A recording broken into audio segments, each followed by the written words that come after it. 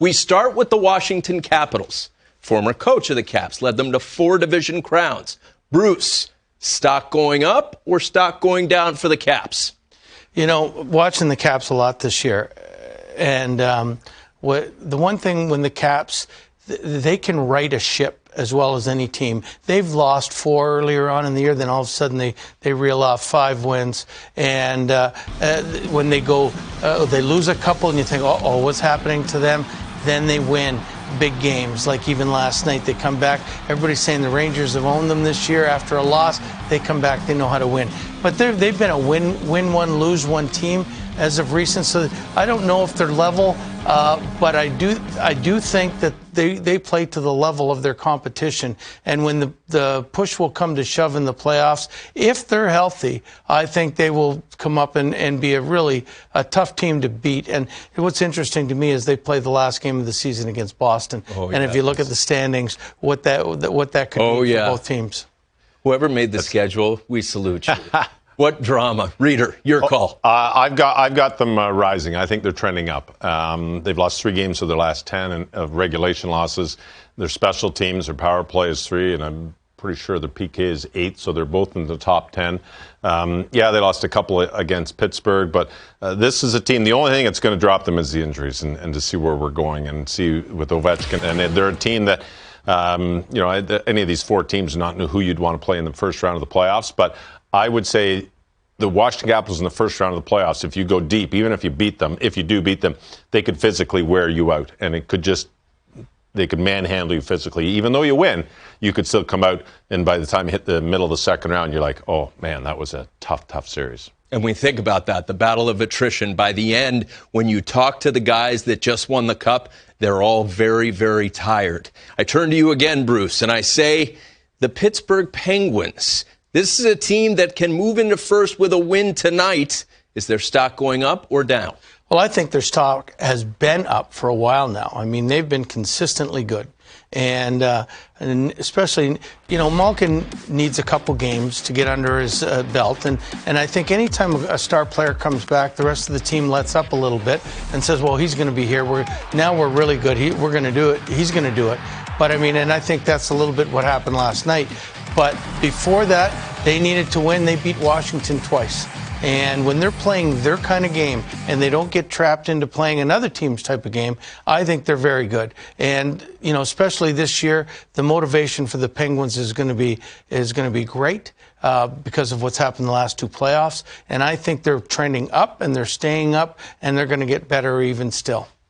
Reader, trending up or trending down? I've got them trending up as well. Tough to say they're trending up after they give up 7 to the Philadelphia Flyers, but I've got them trending up. They've won 7 of their last 10, and last night's game wasn't good. We'll see how that turns out tonight. The addition of Jeff Carter is going to add to your team. Also, the addition of Evgeny Malkin, who's missed half the season, and he is going to be fresh. Sidney Crosby is having one heck of a season. They've got the best line in hockey, in my opinion, right now. All 3 guys, 20-plus goals.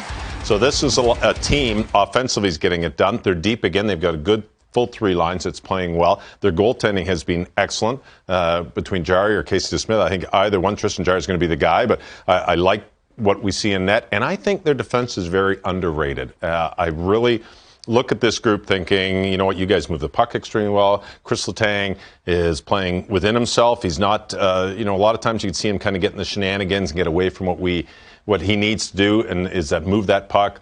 He's always in good position with Dumoulin, Marino. This is a very good team on the back end as well, and I don't know if they get enough credit, and that's why I look at them saying that I think that they're trending up. You get Malkin back, it's tough not to say it's going to be trending up. I'll tell you what, Tanev is a really, when he comes back, and I don't know if he's going to be back before the end of the year, but you start him on the 4th line. He is a pain in the butt to play against. When he was in Winnipeg, he'll skate 100 miles an hour. He doesn't seem to tire or fatigue, and he checks his butt off. So, he's going to be a real good addition to that team as well. Is there, when you think of it, is there a faster player than Tanev in the game? He's got to be one of the fastest. Well, he moves his legs maybe the fastest, but I would never put anybody faster than Connor. But when those legs are going, they're going 100 miles an hour. So, I just think he's a valuable player. And I think Jimmy Rutherford knew what he was doing when he gave him a 6-year deal. Jeff Carter has made a fast and impressive impression. 4 goals, 2 assists since he became a Penguin. And while we're talking about the trade deadline, Don Sweeney, you know what you're doing.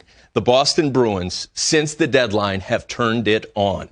Bruce, trending up, trending down. Bees. Well, they're trending up. They might be the best team in hockey right now, the way they're playing. They're not allowing shots. They're not allowing goals against. They've got 3, you're going to see Halak tonight, but they got 3 good goalies that they can put in at any time. And the second line has been better than the production line other than last night. And so you get those 2 going, and now you've got that third line can set themselves in, with Corrali, Coyle, and Richie. Yeah. And they're all 6'2", heavy. 6'2", heavy line, over 220 pounds.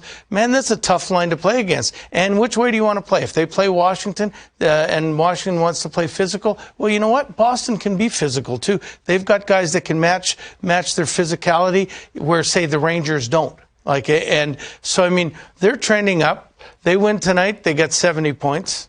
And they might be 2 or they might be 3 behind Pittsburgh, but they're 1 behind Boston or 1 behind Washington. They got a game against Washington. I think it's coming right down to the wire. Oh, yes, it is. Reader, you're up. I've got them trending up. They've lost 2 of their last 10. They're one of the best teams in the penalty kill, game in and game out. Right now they are the best, but they're consistently there. They've got one of the best lines in the game. I can't say it's the best because I already said Pittsburgh is the best line, but they're awful close with the second best to perfection line. And you know what? David Krejci is on a roll, and he's on a roll because of Taylor Hall. And Bruce, you said it. Their second line has been absolutely outstanding, and you got to talk Craig Smith on the far side of that one.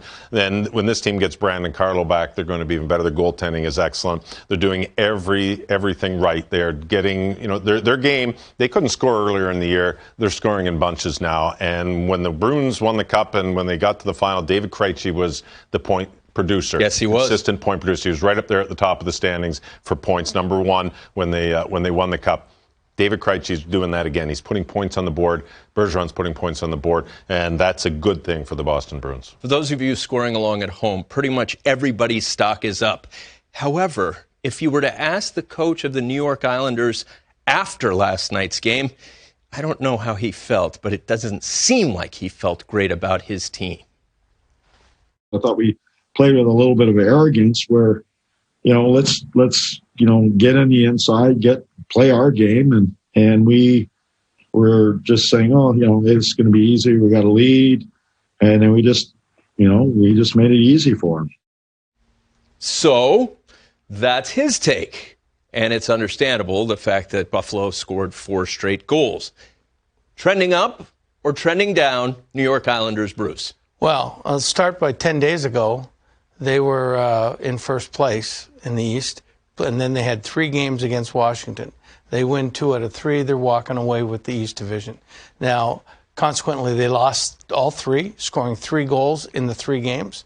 Okay, they came back and win 2, but then the consistency goes, and they lose to Buffalo 4-2 in a game they should have won going away. But it seems to me in the last night's game, as soon as they realized Varlamov had their record, they said, forget it, we don't need to play anymore. So now I think they're going to end up in 4th place. So the stock is going down. They can play a system that can be tough on anybody, but right now I just think that they're going to end up in 4th place, and they're not playing as well as they need to be. They were the 6th seed last year, made it to the conference final. Obviously a different tournament field, 24 teams. Reader, stock up, stock down, Isles. I've got them as the stock's down, and the reason I have them as the stock down, it's tough to say that when they just set the record for the longest shutout streak of a franchise, but you have to score goals. You cannot continually get into those games, and like against Washington, they didn't score, and yeah, they didn't allow the other team to score, but they did lose the games, and to me, their defense is great, their goaltending is phenomenal, but they've been consistently having trouble scoring goals in the last 2-3 weeks maybe, and that, yeah, sure, they'll have their game here or there, they'll get a few, but they have to me. You hit the playoffs, you want to be scoring goals on a consistent basis, and that's not what they're doing. And you can defend all you want, but eventually you've got to score goals to win games. And I think in the playoffs, you're going to have to score 3 or 4 a game because the teams you're playing are not going to get shut out one after the other. And so for me, I've got them as trending down. I was kind of going to say they're level, they're flat, but their goal scoring is not good enough for me to say that they're trending up or that they're even level. You know what? When the trade deadline came, I loved the move when they got Zajac and Palmieri. I mean, I'm a huge fan of Kyle's. But I mean, he's got one goal in the 10 games or 11 games that he's played since then, and I think they need more from him. And I don't know whether it's the new, everything's new, and sometimes it takes a while to get accustomed to the new team and everything. But I mean, if he can start scoring, and then all of a sudden Nelson starts scoring, and you get Barzell back on board, then all of a sudden they get enough offense to go along with their tremendous defense, and then it can turn around in a hurry for this team. They don't need a lot to make it better. But I agree again with Reader, I don't like agreeing with him, but I mean I agree. I appreciate that. That's awful nice, you coach. That's good. I can agree with you on this one. It's interesting. Speaking of Kyle Palmieri, if they do play the Bruins and they go 1-4, he's got 5 goals against the Bruins this year. So even though he struggled, he's got confidence against the Bruins. Yes, so that might be, that kind of the saving grace there, saying, hey, we got this guy who loves scoring against this team. We'll play him in the first round. All of us recognize that the absence of Anders Lee hurts this team. Their captain was a very critical piece.